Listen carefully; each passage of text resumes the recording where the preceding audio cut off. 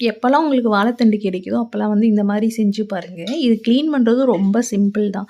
மேலே இருக்கிற அந்த ஒரு மாதிரி நரம்பு மாதிரி இருக்கும், ஒரு தோல் மாதிரி இருக்கும். அந்த பட்டையை சீவி எடுத்துட்டு வாழைத்தண்டை வந்து இந்த மாதிரி சதுரம் சதுரமாக எல்லாம் ஈவனாக இருக்க மாதிரி கட் பண்ணிவிட்டு ஒரு குச்சி வச்சு நல்லா அப்படியே சுற்றிக்கிட்டே இருந்தீங்கன்னா கொஞ்சம் நேரத்தில் வந்து நரம்பு நரம்பாக வந்து நூல் நூலாக வந்து வந்துடும். அப்புறம் வந்து குக்கரில் ஒரு கை அளவுக்கு கடலைப்பருப்பு, நம்ம கட் பண்ணி வச்சுருக்கிற வாழைத்தண்டு, மஞ்சத்தூள், உப்பு இதெல்லாம் சேர்த்து கொஞ்சமாக தண்ணி விட்டு 2 விசில் வச்சு எடுத்துக்கோங்க. ரொம்ப தண்ணி விட்டிங்கன்னா வடிக்கிற மாதிரி ஆயிடும்.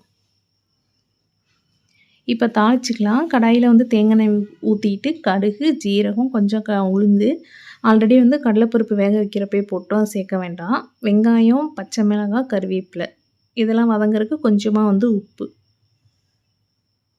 எல்லாம் நல்லா வதங்கினதும் நம்ம வேக வச்சு 2 விசில் வச்சுருக்கோம்ல, அதை கொட்டிட்டு தண்ணி அளவாக சேர்த்துருந்தீங்கன்னா அப்படியே வந்து வச்சுக்கலாம். இல்லைன்னா தண்ணி வடிக்கிற மாதிரி இருக்கும். தண்ணி வடித்து அந்த சத்தெல்லாம் வந்து அதில் போயிடும். கொஞ்சம் நேரம் மிக்ஸ் பண்ணி விட்டுக்கிட்டே இருந்தீங்கன்னா வந்து நல்லா சுண்டி வந்துடும். உப்பெல்லாம் வந்து செக் பண்ணிக்கோங்க.